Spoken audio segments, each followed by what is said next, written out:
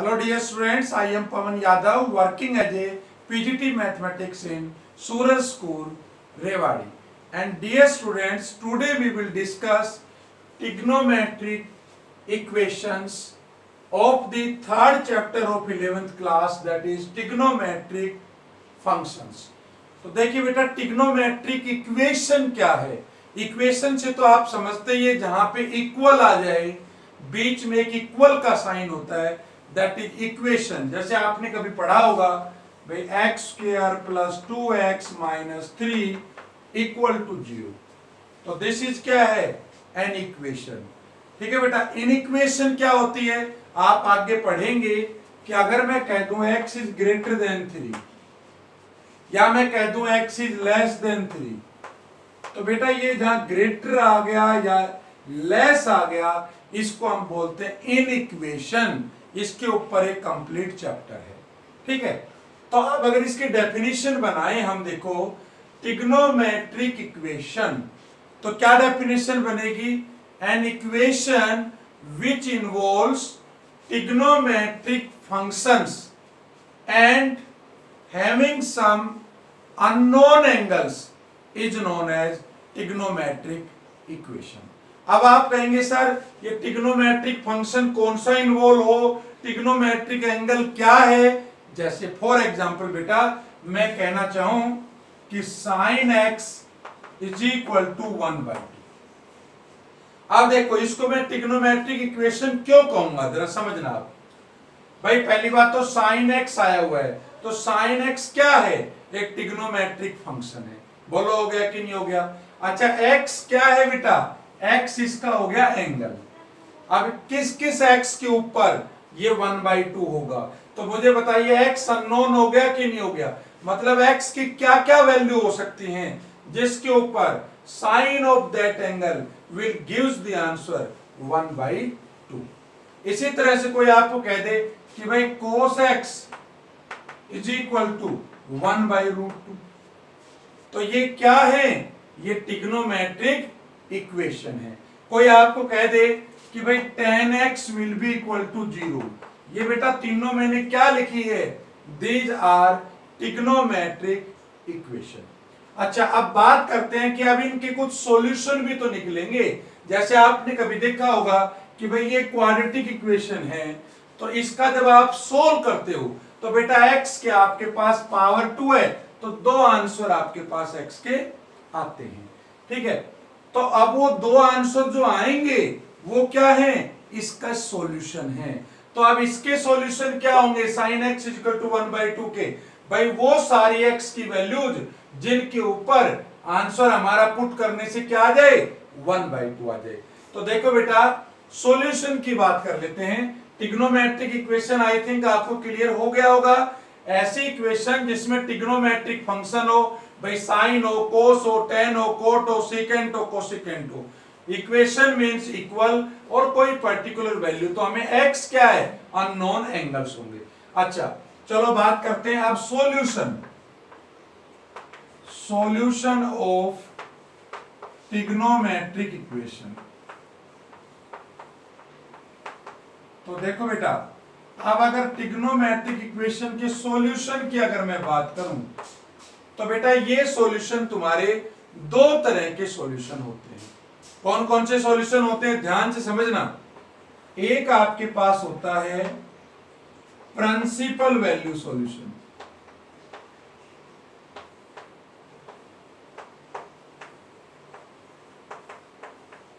और एक होता है जनरल सॉल्यूशन।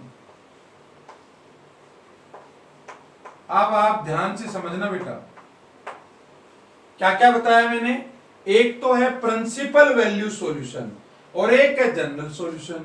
तो अब आप बेटा इन दोनों में अंतर क्या समझेंगे कि भाई क्या तो प्रिंसिपल वैल्यू सॉल्यूशन है और कब हम उसको जनरल वैल्यू सॉल्यूशन कहेंगे। तो देखो इसको करने का प्रयास करते हैं। जैसे हमने कहा sin x is equal to 1/2, तो बेटा आप मुझे बता सकते हो कि sin x 1/2 कब कब होगा, बताओ जरा। sin x 1/2 तुम सारा ये लेक्चर मैं आपको पहले ही बता चुका हूं और आप काफी डिटेल से पढ़ चुके हो बेटा। एक तो sin x 1/2 होगा जब आपके पास x is equal to 30 degree होगा। कितना डिग्री होगा? 30 डिग्री। भाई आपको पता होना चाहिए बेटा साइन 30 डिग्री कितना होता है? 1/2। 30 डिग्री कह दो, चाहे आप इसको π/6 कह दो, मतलब तो एक ही। क्लियर हुआ सभी को? चलो, साइन π/6 में कितना होता है? 1/2, एक ही मतलब है। तो एक एंगल तो 30 डिग्री आ गया। और दूसरा बताओ साइन कहां पॉजिटिव होता है? याद कर लीजिए जरा, ये अगर क्वाड्रेंट लेता हूं मैं, तो पहले में तो और पॉजिटिव, दूसरे में साइन और कोसेकेंट थीटा पॉजिटिव, तीसरे में टेन थीटा और कोट थीटा पॉजिटिव, और चौथे क्वाड्रेंट में फोर्थ में कोस थीटा और सीकेंट थीटा पॉजिटिव। तो बेटा ये 0 होता है, ये π/2 होता है, मतलब 90 डिग्री, ये पाई होता है, ये 3π/2 होता है, और ये 2π। ये मैं आपको कई बार बता चुका हूं। तो पता बेटा इसके बाद कहां साइन पॉजिटिव होगा? क्योंकि साइन की वैल्यू हमारी पॉजिटिव है। तो और कहां होगा पॉजिटिव, जरा बताओ? दूसरे क्वाड्रेंट में होगा। दूसरा क्वाड्रेंट में कैसे जाऊंगा? जब 180 में माइनस करूंगा, है ना। अब 180 में कितना माइनस कर दूं? ये 30 डिग्री माइनस कर दो, तो कितना आया जरा बताओ? दूसरी वैल्यू आ जाएगी 150 डिग्री। अब ये 150 कैसे आया, जरा ध्यान से समझ लो आप। 150 डिग्री है बेटा ऐसे आया कि मुझे पता है साइन पॉजिटिव कहां कहां होता है। साइन पॉजिटिव बताओ कहां कहां होता है? साइन पॉजिटिव होता है बेटा एक तो पहले क्वाड्रेंट में और एक दूसरे क्वाड्रेंट में। ठीक है, इसका मतलब दो वैल्यू आएंगी जो आपके 0 और 360 के बीच में होगी, जहां पे साइन पॉजिटिव होगा। तो एक तो 30 आ गया, जिसको आपने नाम दे दिया, और पाई में कन्वर्ट करना चाहो तो π/6। ठीक है बेटा। अच्छा, दूसरा क्या हुआ? हमने कहा कि सेकंड में साइन पॉजिटिव होता है, तो 180 में से माइनस कर दो, कितना? 30। तो ये कितना आ गया? 150। तो 150 कह दो, और इसको आप क्या कह सकते हो भाई? Pi minus π/6। भाई पाई का मतलब 180, 180 में π/6 30 माइनस किया, तो ये आ गया 5π/6। ऐसे भी नहीं समझ में आता तो आप बेटा इसको कन्वर्ट करना तो आपको आता ही है। 150 डिग्री को कैसे कन्वर्ट करोगे? π/180 से मल्टीप्लाई कर दीजिए आप, 5π/6 आ गया। लेकिन क्या यहीं पे खत्म हो गया? बिल्कुल भी नहीं हुआ। इसके बाद भी तो एंगल जाएंगे। और क्या एंगल हो सकते हैं बताओ? अब जब आप एक राउंड कंप्लीट कर लोगे बेटा, तो फर्स्ट राउंड के बाद जब सेकेंड राउंड स्टार्ट होगा आपका, तो सेकेंड राउंड स्टार्ट होगा तो फिर दोबारा फर्स्ट क्वाड्रेंट में आओगे। तो फिर फर्स्ट में आओगे तो कितना? देखो ये तो 2π है ना, 2π। अब इसमें कितना जोड़ूं? देखो 30 डिग्री पे 1/2 था ना, तो जब 360 मतलब 2π प्लस 30, मतलब ये तुम्हारा π/6 हुआ। ठीक है, तो 2π में जब π/6 जोड़ूंगा तो दोबारा से वो क्या होगा? पॉजिटिव होगा। तो अगला एंगल कितना आ गया? 2π प्लस π/6 कितना आ गया बताओ? 13π/6। भाई 13π/6 पे भी क्या होगा? ये पॉजिटिव होगा। बोलो होगा कि नहीं होगा? चलो, अच्छा अगर इसको आप डिग्री में निकालना चाहो तो बड़ा आसान है। अरे 360 बन रहा है यहाँ पे, तो 360 प्लस 30 बताओ कितना हुआ? 390। तो 390 के ऊपर भी ये क्या होगा? प्लस का होगा 1/2। ठीक है, आगे अगर हम जाना चाहें तो आगे कितना एंगल होगा जरा बताइए आप। इसके बाद देखो बेटा दूसरे क्वाड्रेंट में, अब दूसरे में कैसे जाओगे? देखो जब एक राउंड पूरा हुआ तो ये 2π बना था, जब आप यहां पे आ जाओगे तो ये 3π बनेगा। 2π मतलब 360, और जब एक राउंड लगेगा आधा तो पाई और जुड़ेगा तो 3π। तो 3π में कितना माइनस करूं? π/6, तभी तो सेकंड में जाऊंगा। तो अगला एंगल आएगा 3π माइनस π/6, 17π/6। 17π/6 पे भी क्या होगा? ये 1/2 होगा। चाहे आप निकाल के देख लेना।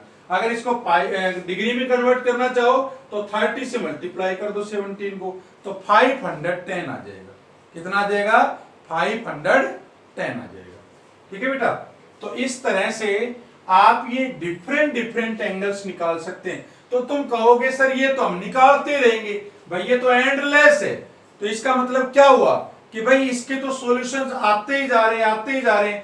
तो ये जो सारे के सारे सॉल्यूशन है ना बेटा, इनको बोलते हैं जनरल सॉल्यूशन।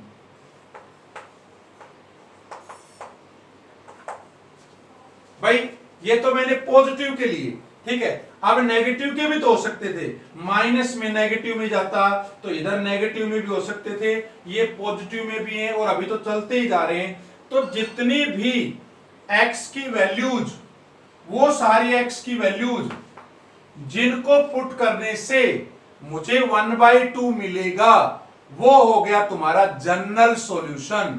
मतलब बहुत सारी वैल्यू होंगी, एंडलेस वैल्यूज होंगी बेटा। तो वो जितनी भी वैल्यू x की हैं, जिनको पुट करने से मेरे को 1/2 मिलेगा, उसको मैं बोलूंगा जनरल सॉल्यूशन। समझ में बात आ रही है? ये सारे जो आंसर मैंने निकाले हैं और जो आंसर आएंगे, और भी भाई इसके बाद जब एक राउंड कंप्लीट हो गया, दूसरे राउंड में यहां भी पॉजिटिव, फिर तीसरा राउंड स्टार्ट कर दो, फिर चौथा राउंड, पांचवा राउंड, इस तरह से ये वैल्यू एंडलेस होंगी। ठीक है, तो उसको हम बोलेंगे जनरल सॉल्यूशन। और अब प्रिंसिपल सॉल्यूशन क्या हुआ? फिर वो सॉल्यूशन जिसमें x की वैल्यू 0 और 2 पाई के बीच में हो। क्या कहा मैंने? 0 और 2 पाई के बीच में हो, वो जो x की वैल्यू होगी जो इसको सेटिस्फाई करे, उसको हम बोलेंगे प्रिंसिपल सॉल्यूशन। क्या बोलेंगे? Principal solution. तो बताओ अब इस केस में इसका प्रिंसिपल सॉल्यूशन क्या हुआ? अरे बेटा ये दो वैल्यू हो गई। कौन कौन सी? प्रिंसिपल सॉल्यूशन क्या हुआ बताओ? प्रिंसिपल सॉल्यूशन एक तो π/6 हो गई और दूसरी होगी 5π/6। मतलब वो x की वैल्यू जिसको पुट करने से 1/2 आ जाए और वो वैल्यू किस किस के बीच में हो? 0 और 2 पाई के बीच में हो, तो उसको बोलेंगे प्रिंसिपल वैल्यू। और बाकी टोटल वैल्यू जो हैं जिनको पुट करने से ये 1/2 देगा, उन सारी वैल्यूज को हम बोलेंगे जनरल सॉल्यूशन। तो मैं उम्मीद करता हूं बेटा आपको इन दोनों टॉपिक में डिफरेंस क्लियर हो गया होगा कि जनरल सॉल्यूशन क्या है और आपका प्रिंसिपल सॉल्यूशन क्या है। अब बेटा इसके अंदर 9 फॉर्मूले हैं जिसके बेस के ऊपर आपको क्वेश्चंस करने हैं। तो वो 9 क्या क्या है वो मैं आपको एक बार समझा देता हूं, इसको नोट डाउन कर लीजिए आप।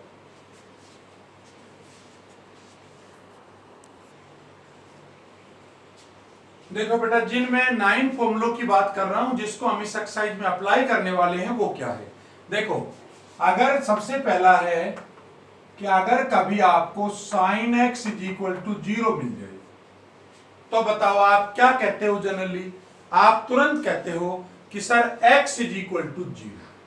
समझ में बात आ रही है? अगर sin थीटा 0 है तो तुम यही तो कहते हो थीटा = 0। याद करो, आपने बहुत बार किया होगा कि sin थीटा अगर 0 है तो तुम कहते हो सर थीटा = 0। भाई sin 0 = 0 होता है, लेकिन बेटा ये आंसर रॉन्ग है। अब आप कहेंगे सर ये क्यों रॉन्ग आंसर है? क्योंकि बेटा साइन है वो 0 डिग्री पे 0 नहीं होता, और भी बहुत सारी वैल्यूज होती हैं जिनके ऊपर साइन 0 होता है। तो इसका मतलब इसका जनरल सॉल्यूशन क्या हुआ? वो कौन कौन सी वैल्यूज है जिनको पुट करने से साइन 0 होता है? क्योंकि थीटा = 0 तो एक पर्टिकुलर केस हुआ। तो इसका मतलब जब भी कभी साइन x = 0 हो तो आप कहेंगे x = n π, where n belongs to z। और z का मतलब समझते हैं आप? z का मतलब है integer, where z is a integer। अब मैं आपको बेटा यह समझा देता हूं कि देखो इंटीजर कौन कौन से होते हैं। भाई -1, -2, -3, 0, 1, 2, 3, ये सारे इंटीजर हैं। तो देखो एक जब n की जगह में 0 रखूंगा तो बताइए क्या हुआ? भाई n का मतलब इंटीजर का मतलब क्या कह सकते हो? अरे -3, -2, -1, 0, 1, 2, 3। तो देखो जब आप 0 रखोगे n की जगह, तो 0 रखोगे तो बताओ x की वैल्यू 0 आई कि नहीं आई? तो इसका मतलब जब 0 रखूंगा साइन 0 तो 0 आया। इसके अलावा क्या हुआ, अगर 1 रखोगे तो क्या हुआ बताओ, n की जगह 1 रखो तो x क्या आ गया पाई, तो इसका मतलब साइन पाई भी क्या होता है, 0 होता है, साइन पाई पे हमेशा 0 होता है। और अगर 2 रखो तो क्या होगा बताओ, n की जगह 2 रखूंगा तो 2 पाई पे भी 0, 3 रखूंगा तो 3 पाई पे भी 0, 4 रखूंगा तो 4 पाई पे भी 0। समझ में बात आ रही है। अगर मैं इंटीजर में 100 रखूंगा तो साइन 100 पाई पे भी 0, और अगर नेगेटिव रखूं साइन -3 पाई रखूं उस पे भी 0, -2 रखूं तो साइन -2 पाई पे भी 0। तो इसका मतलब ये क्या आ गया बेटा, ये इसका आ गया जनरल सॉल्यूशन। और आपको क्या याद रखना है, जब भी साइन x 0 होगा तो आप क्या कहेंगे, x = n pi, where n क्या है, बिलोंग्स टू z।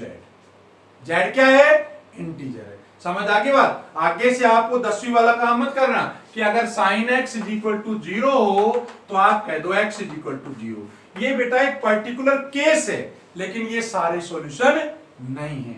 चलो एक तो ये फॉर्मूला है बेटा। दूसरा है कि अगर cos थीटा, या आप कह सकते हो cos x = 0 आ जाए।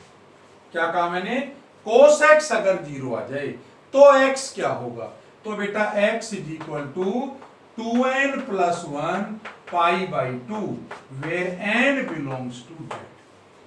समझ में बात आ गई।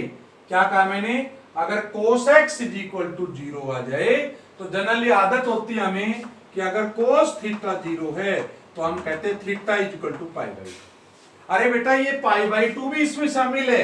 देखो जब z लूंगा तो z की वैल्यू तो 0 भी होती है, तो यहाँ पे 0 पुट करो, जब n की जगह 0 रखूंगा तो x कितना आया, π/2, तो cos π/2 पे 0। लेकिन ऐसा नहीं कि π/2 पे 0 होता है। अगर आप 1 रखोगे तो n की जगह 1 रखोगे तो 3 π/2 पे भी 0, 2 रखोगे तो 5 π/2 पे भी 0 होता है, 3 रखोगे तो 7 π/2 पे भी 0, -1 रखोगे तो -π/2 पे भी 0, -2 रखोगे तो -3 π/2 आएगा उस पे भी 0। मतलब ये इसका एक जनरल सॉल्यूशन हो गया। ये तुम्हारा सेकंड फॉर्मूला हो गया जो बहुत इंपॉर्टेंट है। तीसरा क्या है बेटा, कि अगर tan x = 0 आ जाए, मतलब tan थीटा अगर 0 आ जाए तो x होता है n पाई। x क्या होता है, n पाई, वही तुम्हारा साइन वाला ही रहता है, where n belongs to z। सभी के अंदर वही आएगा। ठीक है, आगे बढ़ते हैं बेटा। 3 तो आपके पास ये फॉर्मूले थे। अब है कि अगर कभी आपके पास ऐसा आ जाए क्या, कि भाई साइन थीटा, फोर्थ बता रहा हूं, अगर ये आ जाए कि साइन x = साइन y। समझ में बात आ रही है, साइन x = साइन y आ जाए तो x क्या होगा, n पाई प्लस -1 की पावर n इंटू y। क्या कहा मैंने, अगर साइन x = साइन y आ जाए तो x का कैसे आंसर निकालोगे, तो n पाई प्लस -1 की पावर n इंटू y। अब ये क्या है भाई, जरा सोचिए। देखो बेटा, साइन x किसके इक्वल है, मान लिया 1/2 ले लिया, तो अब x की वैल्यूज निकालिए। तो आप इसको ऐसे नहीं लिख सकते, साइन x = साइन, इसको लिख सकता हूं π/6। अरे साइन 30 डिग्री पे ही तो होता है 1/2। अच्छा अब बताओ क्या करें, तो अब ये तो तुम्हारा बेटा x हो गया और ये तुम्हारा क्या हो गया, y हो गया। तो अब आप इसका आंसर बताओ क्या लिखेंगे, x = n पाई, देखो ये n पाई हो गया, प्लस -1 की power n into l into y। अब y क्या है जरा बताओ, हमारा y तो हमारा π/6 है, इंटू आ जाएगा π/6। और अब पता है बेटा इसकी कितनी वैल्यू होंगी, इसकी बहुत सारी वैल्यू हो सकती हैं, क्योंकि n किससे बिलोंग कर रहा है, n belongs to z, n integer है। तो बताओ इंटीजर करेंगे तो क्या क्या आएगा, अरे इंटीजर की वैल्यू तो क्या क्या होती है n की, 0 1 2 3 -1 -2। अगर आप 0 ही ले ली मान लिया तो ये तो क्या बन गई, -1 की पावर 0, अरे 1 हो गई, ये π/6, ये 0 बन गया, तो π/6 वैल्यू आ गई।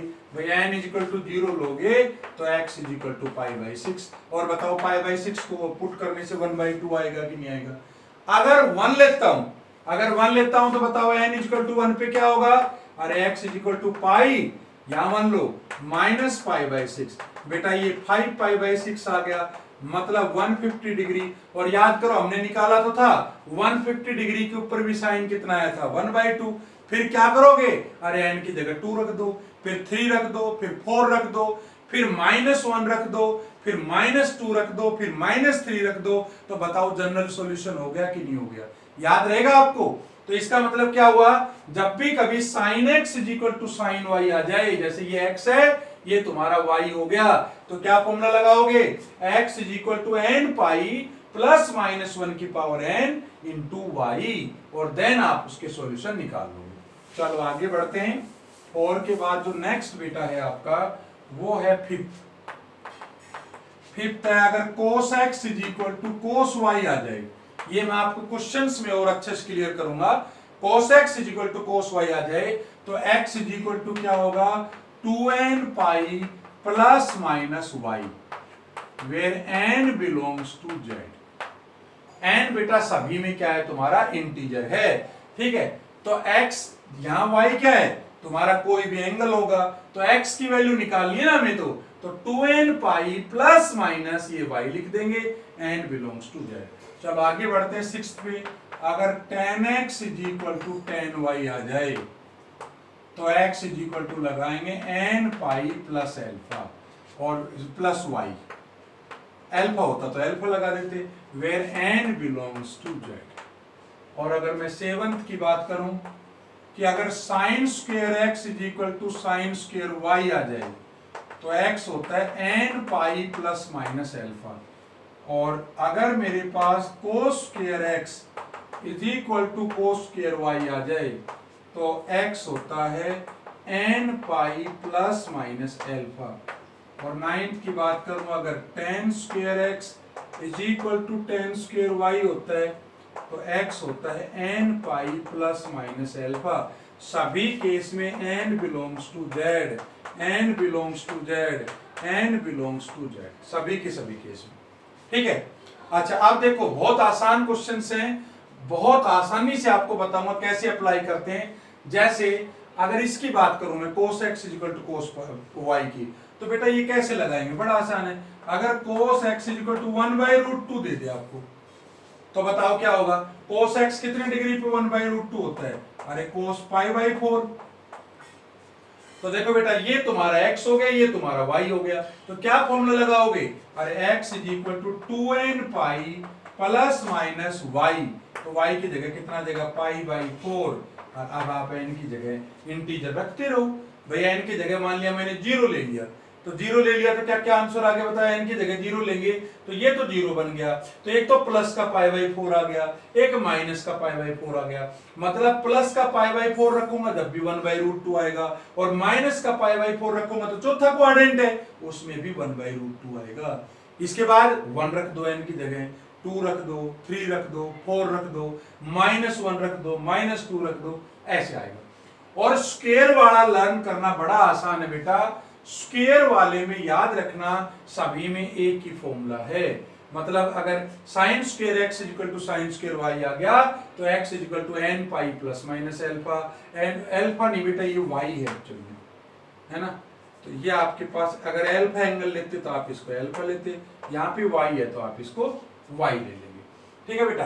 तो ये कैसे अप्लाई करोगे वो जरा आप देखो। अगर आपके पास ऐसा होता, सोचिए अगर ऐसा होता कि sine square x is equal to आपका 1/2 है, तो बताओ साइन x कितना हुआ? 1/√2, ठीक है। तो sine square x is equal to sine square alpha नहीं कह सकता। देखो इसको लिख सकता हूं, sine square x is equal to sine square alpha, sine square alpha क्या? π/6। अब साइन π/6 कितना होता है? 1/2। 1/2 का स्क्वायर क्या होता है आपके पास? 1/4। तो अगर ये इक्वेशन ऐसे होती कि भाई sine square x is equal to 1/4, तो बताओ ये आइडेंटिटी लग जाती कि नहीं कि sine square x is equal to sine π/6 का होल स्क्वायर। और आप देखो यही तो लग गई, sine square x is equal to sine square y। तो हम x क्या लिखते? x is equal to n pi plus minus alpha. 5/6 n belongs to z। बाकी मैं बेटा एक्सरसाइज के क्वेश्चंस में आपको डिटेल से क्लियर करूंगा, लेकिन वो क्वेश्चन करने के लिए एक तो आपको ये 9 फॉर्मूले याद होने चाहिए, और दूसरी बात आपको ये पता होना चाहिए कि प्रिंसिपल वैल्यू क्या है और जनरल सॉल्यूशन क्या है। नोट डाउन दीजिए।